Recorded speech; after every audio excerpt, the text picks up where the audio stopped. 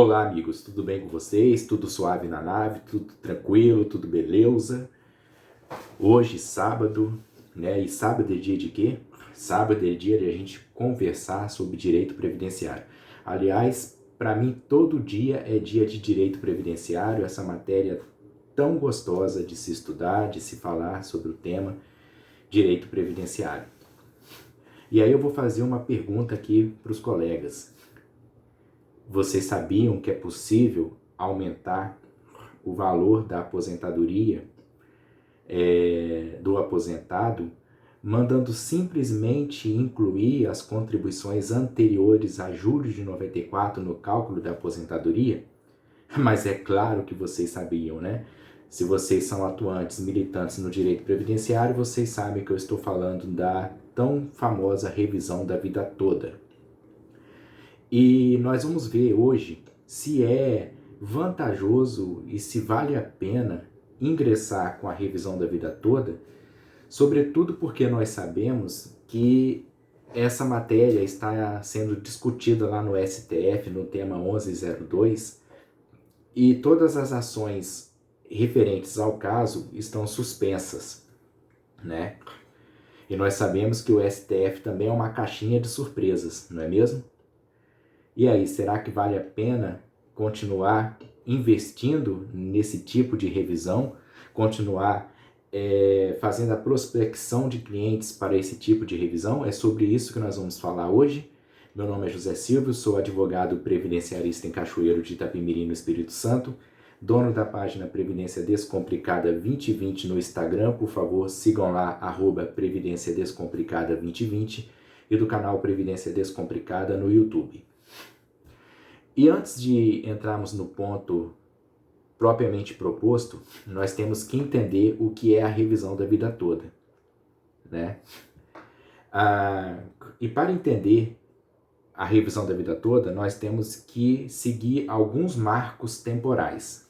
Sim, porque essa discussão toda que levou à revisão da vida toda, ela surgiu com o advento da Lei 9876 de 99, que modificou a forma de cálculo das aposentadorias, né? Então nós temos um modo de se calcular antes da Lei 9876 de 99, outro modo de se calcular após a Lei 9876 de 99 até 12 de novembro de 2019, e em 13 de novembro de 2019, com a reforma previdenciária, nós temos um terceiro modo de se calcular a aposentadoria.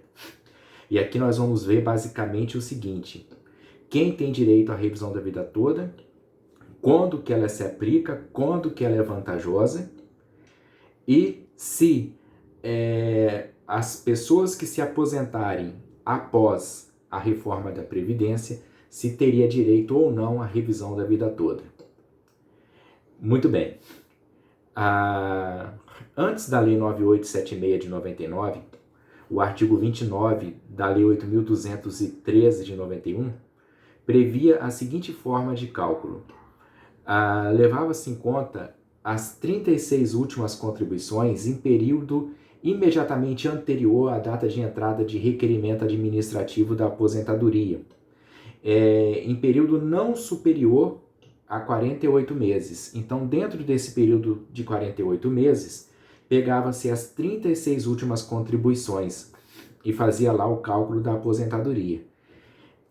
Existe uma crítica a esse sistema de cálculo, porque muitas vezes ele era extremamente desvantajoso. É só pensar aqui, e aqui vamos ser bastante radicais, no caso de um diretor de uma empresa que ganhava R$40 mil por mês e que, portanto, contribuía sobre o teto máximo do INSS na época. Só que imagine você que esse diretor, ele perdeu o emprego dele.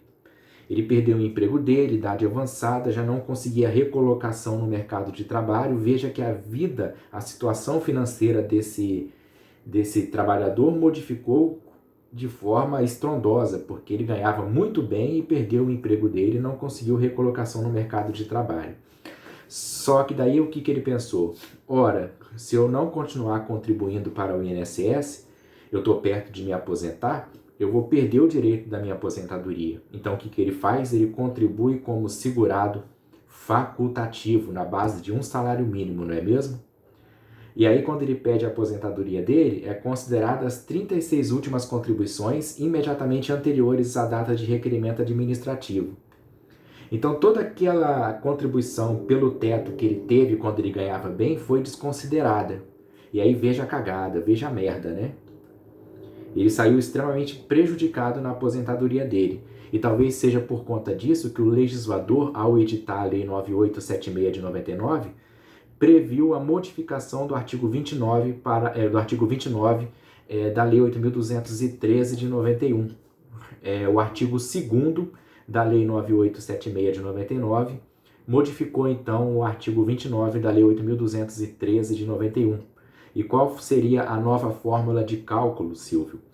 Seria o seguinte: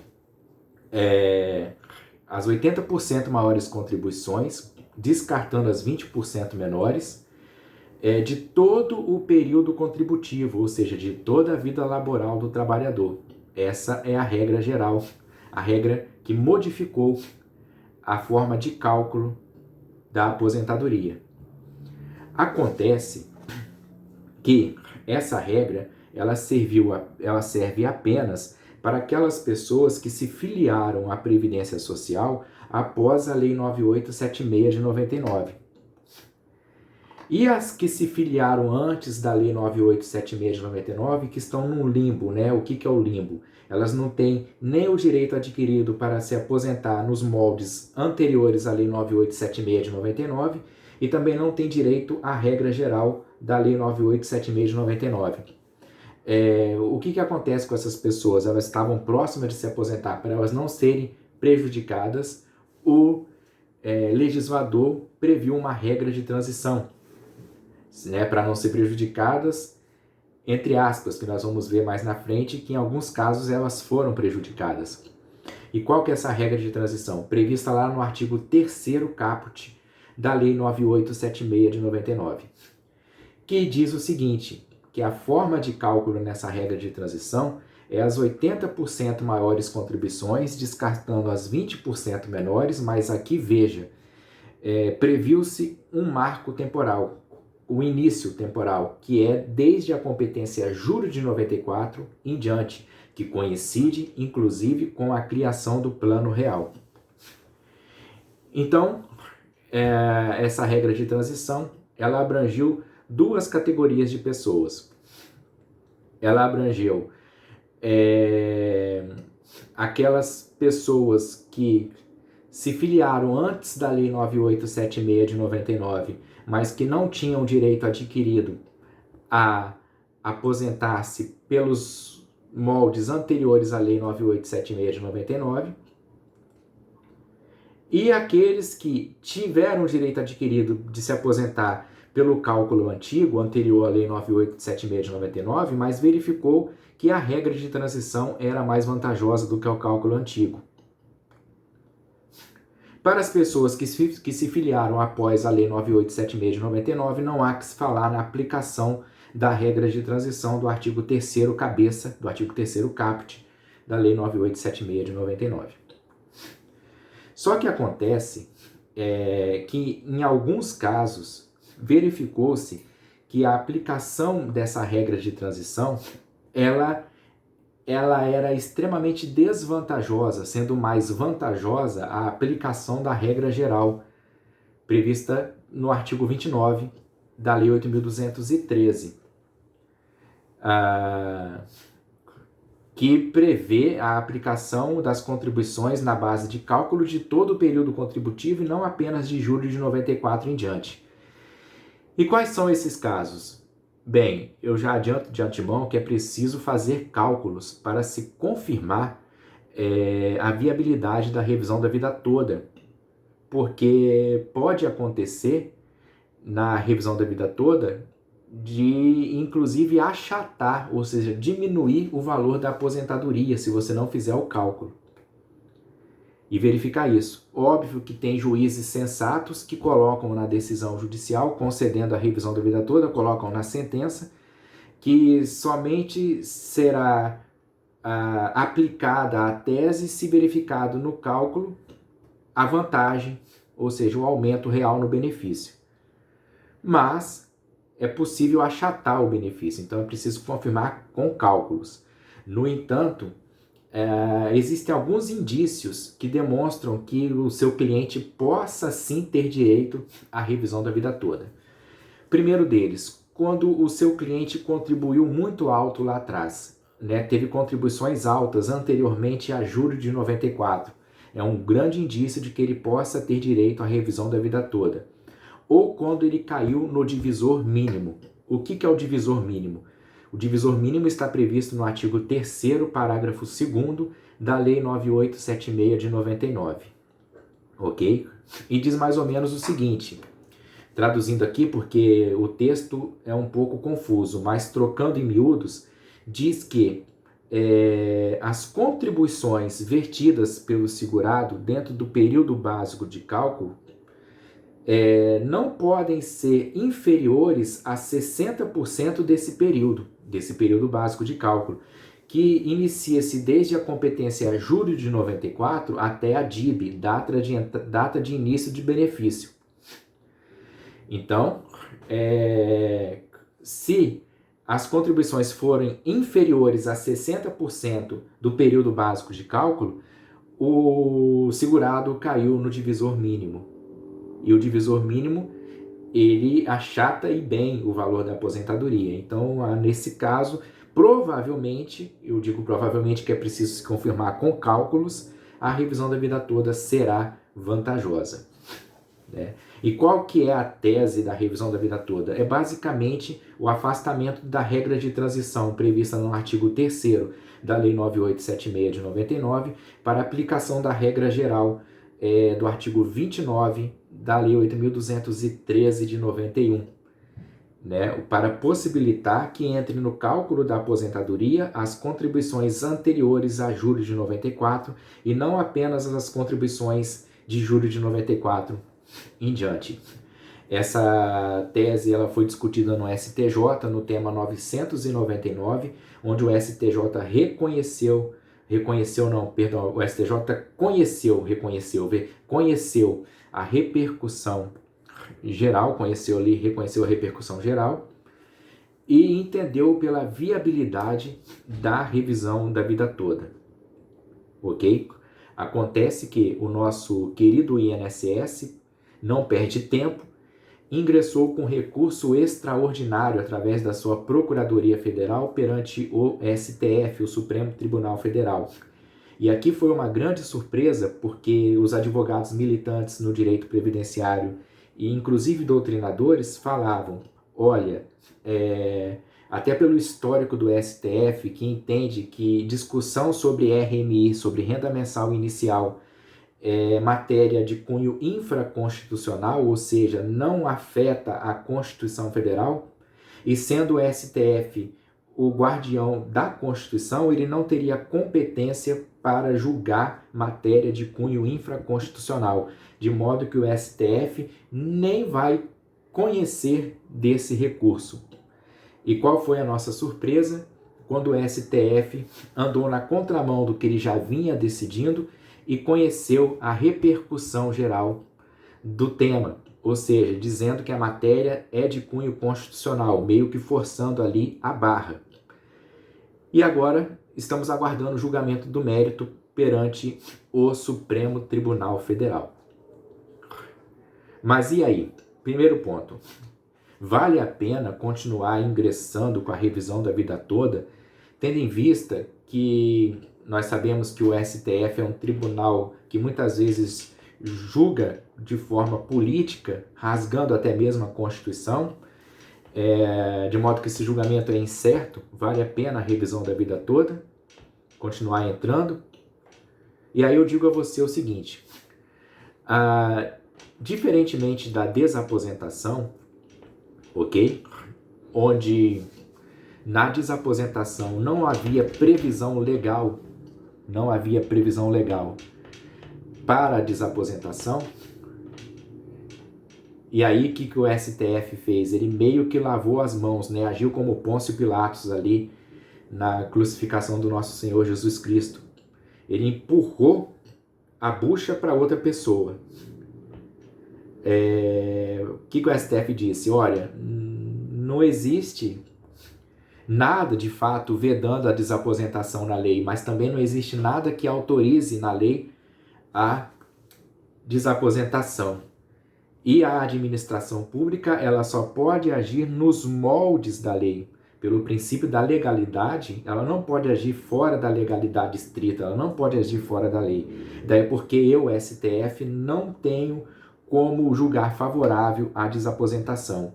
E disse o seguinte, que poderia o Congresso Nacional, no caso através do Senado Federal, dar entrada num projeto de lei, criar um projeto de lei para prever a possibilidade de desaposentação.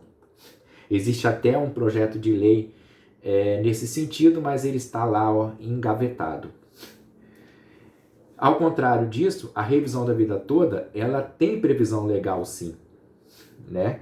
Então o STF não pode usar o mesmo argumento que utilizou na desaposentação para a revisão da vida toda, porque existe arcabouço jurídico bastante convincente, bastante forte acerca da revisão da vida toda, que tem previsão legal.